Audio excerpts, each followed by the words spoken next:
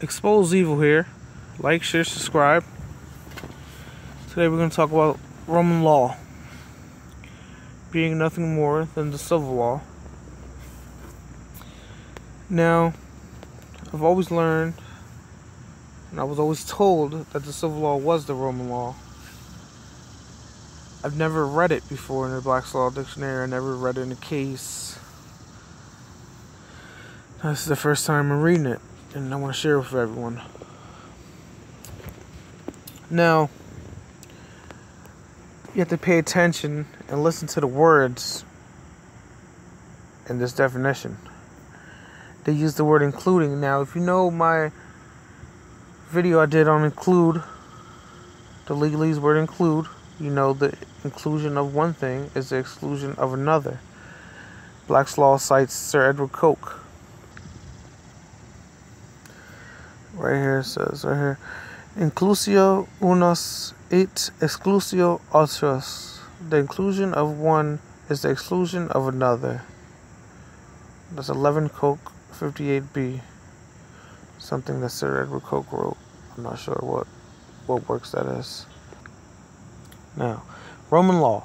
This term in general sense comprehends all the laws which prevailed among the Romans without regard to the time of their origin, including the collections of Justinian. There you go.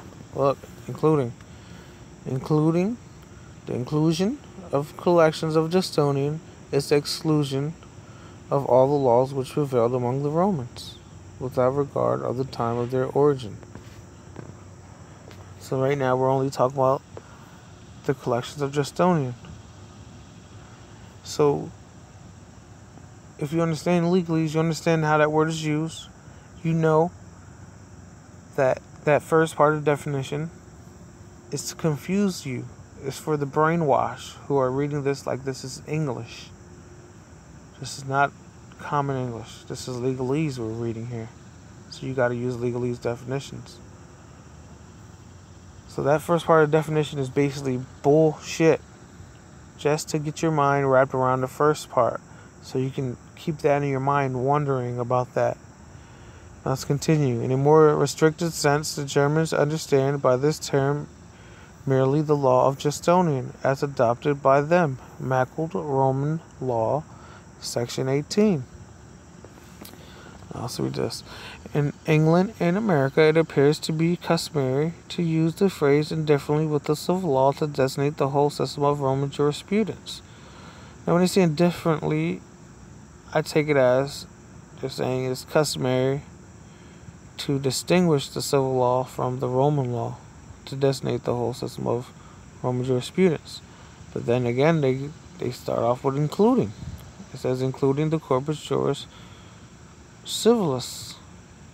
So we know that first part of the definition that they're talking about is customary to distinguish the civil law from the Roman law is bullshit.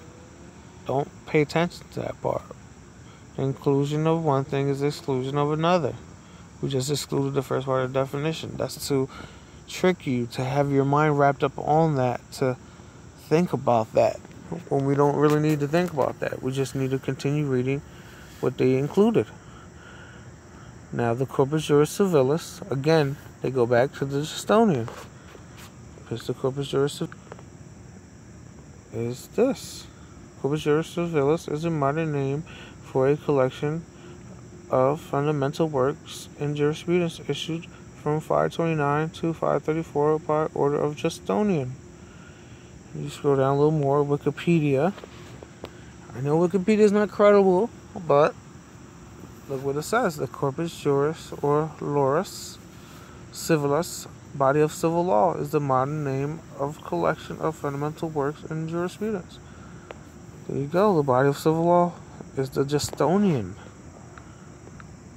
And it says right here, or in any distinction is drawn, the expression civil law denotes the system of jurisprudence obtaining in those countries of continental Europe, which have derived their juridical notions and principles from the Justinian collection.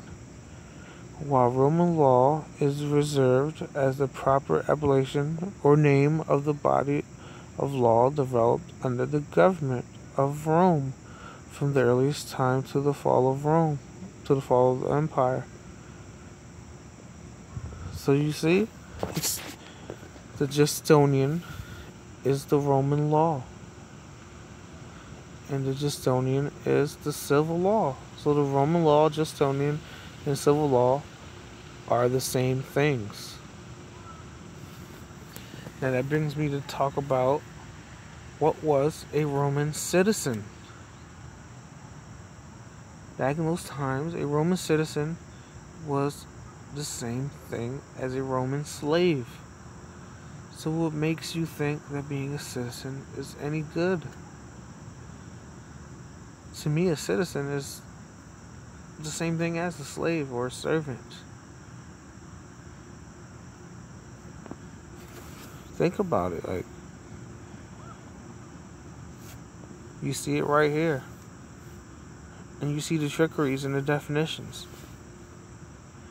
They're writing half of the definition is meaningless, and the other half is what they're really trying to tell you. And they get you caught up on thinking about both of the definitions they gave you, and it's making your mind crazy because they contradict each other.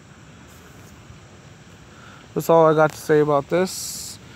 Please comment if anyone has or understands this differently. Please explain, because I'm just trying to learn too. I don't know everything. I'm just learning also. I've been doing this for a few years. There's a lot to it.